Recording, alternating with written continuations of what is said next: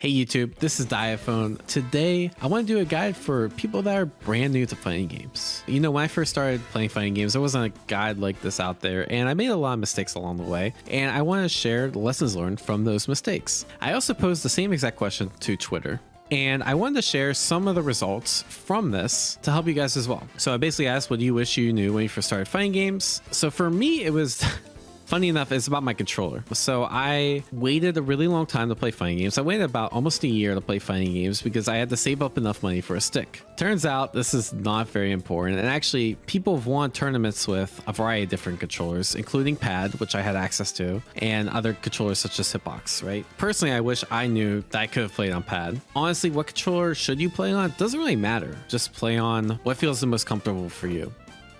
So first question I see people say a lot is, do I need to play an easy game? Or what game should I play? Or I heard this game is hard, should I play it? Honestly, it doesn't really matter. Play what you want. Hard games are hard for everyone, so it's an equal disadvantage, right? How I choose what fighting game to play, personally, my criteria are, is it fun? That's number one important. And then does it have people playing it, right? Because if you don't have anyone to play a fighting game, it's honestly, there's no competition, it's not fun. Okay, so you find your game. Where do you start? Well, generally, every game is gonna have a tutorial. Start there, right? Start the tutorial, understand the game system. Like, you can go on YouTube, watch a guide or two, just to understand how the game generally works. Then you need to figure out who to play. Generally, the same kind of rule applies. Pick who you like. If the character's hard, it can't take more time to learn the game. That is the thing. Just expect that. And as long as you're okay with that, I think it's perfectly fine. But I do suggest that if you think you might get frustrated, or if you do start to get frustrated and want to win faster, learn an easier character. You can learn 2 characters at once. A lot of people do this, including myself. So, and then do tier lists matter for new players? Well, not really. You're basically, as a beginner, you're playing a completely different game than anyone else.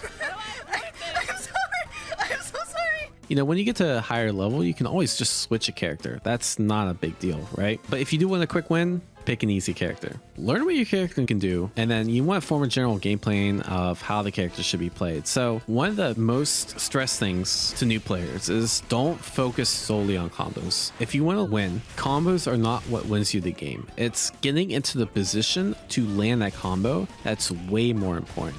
Learn what you do in the neutral game. That's like when you're far away from the opponent. If you're a Sony character, you want to keep them away. How do you keep them away effectively? But you can learn the basics. You can learn them through guides. You can learn them through the game's tutorial, or you can look at matches that other players have played that are higher level and just kind of copy some of the stuff they do. That's one of the most effective ways to learn a character. The other recommendation I would make is just go in the matches. Don't be afraid to play. You know, if you play without that much training time, honestly, you'll probably lose, right? But that's okay. One of the most efficient ways to learn a fighting game is to lose, honestly. So don't be afraid to go online, lose, and you'll get stronger from that. And so if you do pick up a guide, I make guides on my YouTube. So if you're interested in that, consider subscribing. But there's a few things you need to know. So there's this thing called number notation. And the idea being that do a quarter circle forward and then a punch button. That takes a lot of time to say, right? And people don't rate that kind of stuff out. So the most common thing that you'll see when you look at a combo guide online is they'll use a number system. And the idea being, like, look down at your keyboard. And so if you see something like a 2-3-6, that means quarter circle forward, and then you just do the motion. And there are some games like Tekken or Mortal Kombat that the numbers are the attacks and they'll do stuff like down forward. But in general, you can understand the notation pretty easily. Just don't get discouraged if you don't understand it right away. The other thing you'll run into, you'll hear words like neutral game,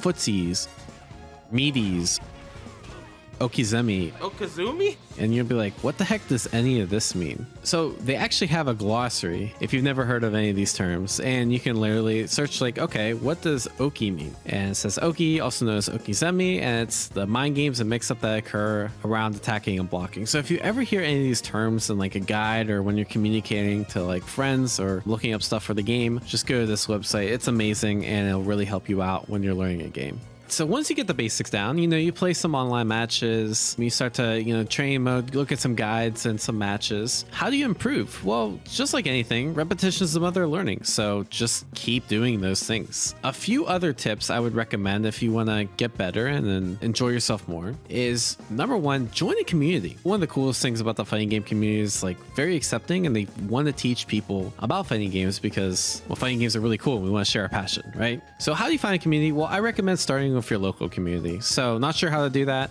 So I used to be from Pittsburgh, so if I just Google Pittsburgh fighting game community, it's literally the first result. So try that in Google. Most bigger cities have a fighting game community, and they're all really cool, at least the ones that I've seen. A couple other Discords that I recommend for new players, there's a Discord called New Challenger, and then there's also a Discord called WASD Gaming. Links down in the description below. But there's also many great streamers that have their own Discords, so find the community that works best for you. I also recommend joining the Discord for your specific game, right? So if you're looking to find people that play the game, especially if it's a less common game, in my experience, one of the best ways to level up is to have someone that you can communicate and learn with as you play the fighting game. A couple other things. So there's this thing called frame data. Basically, the idea is that think of fighting games as a turn-based game. So if you block a jump in, for example, generally it's not your turn because the opponent has an advantage, which means you should not press the button. However, there are some moves that are what we call minus on block, which means it is your turn. So when you block a move like that, you can press something. So you don't need to know specifics, but you want to learn the basics that there's some moves that you don't want to press the button after, and there's some moves that you do want to press the button after. And you'll pick that up as the game goes on, but just understanding that concept is really important. And if you search for frame data guides, you can learn more about the subject. A couple of things I would also recommend is your mentality matters a lot. There's a Twitter page called Scrub Quotes. These are people that get really salty at a game and they say things that are not helpful towards their own progress. So whenever you see things like this, if you ever have this thought in your head that like someone's spamming D1, that's doing crouch jab over and over, and you don't know how to deal with it and you get salty, the thing you shouldn't do is everything that's on this page Scrub Quotes. The thing you should do is try to learn from it. And if someone is spamming or if someone's doing tactics that seem really cheap, the cool thing about fighting games is there's almost always an answer. So take your loss and learn from it. And just recognize that like if you are losing, learn to be okay with blaming yourself for the losses because again, you're new, right? So it's okay to lose and recognize you have the ability to get better just like anything and overcome your previous faults. So make sure you persevere because fighting games are truly a rewarding and fun genre. And the one last thing I'll say is trust yourself, right? Trust your instincts, believe in your ideas and test them out. But also like if you get advice from other players, doesn't mean it's necessarily right. So trust your instinct, and if in your gut you don't think it's good advice, it might not be good advice, right? But yeah, so welcome to fighting games. I hope this content was useful. I honestly think fighting games aren't as hard as you think. Just like anything, it takes time to learn. So be patient with yourself. If you like this kind of content, consider like, sharing, and subscribing. Really helps out the channel. I really like helping people that are new in the fighting game scene because I want fighting games to grow. So I hope this helps. If you're looking for a community to engage with, I also stream on Twitch. I have a Twitter and a Discord. Links down in the description below. Consider following me on those platforms as well. And if you have any questions or anything that you want new players to also know, leave it down in the comments below. Thanks everyone and have a great day. Oh, and don't forget an Ethernet cord. Don't play on Wi-Fi, new players. Don't play on Wi-Fi.